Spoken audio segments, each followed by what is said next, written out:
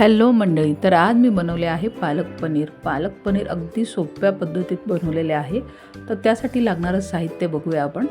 तर मी हा एक मोठा कांदा घेतला, एक टोमॅटो घेतला आहे, पनीर घेतलं आहे आणि ही पालकची प्युरी घेतली आहे. हे करताना फक्त मी पालक वाफवून घेतली आहे आणि मिक्सरला लावताना 2 मिरच्या त्याच्यात घालून छान अशी फाईन पेस्ट करून घेतलेली आहे. त्यानंतर पॅनमध्ये तेल गरम केलं आहे, त्याच्यात जिरं घातलं आहे, त्यानंतर कांदा घातला आहे. कांदा घालून छान परतून घेऊया. त्याच्यानंतर आलं लसणाची पेस्ट घातली आहे.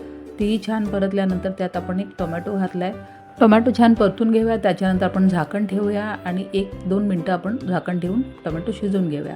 त्याच्यानंतर आपण त्याच्यात थोडेसे मसाले घालून घ्या. त्या मसाल्यामध्ये मी घातलेलं आहे लाल मिरची पावडर अर्धा चमचा बिर्याणी मसाला, अर्धा चमचा मीठ आणि पाव चमचा हळद घातली आहे आणि छान आपण मिक्स करून घेऊया. आणि तेल सुटेपर्यंत आपण छान परतलं आहे. त्याच्यानंतर आपण जी प्युरी तयार केलेली आहे ती घालायची आहे.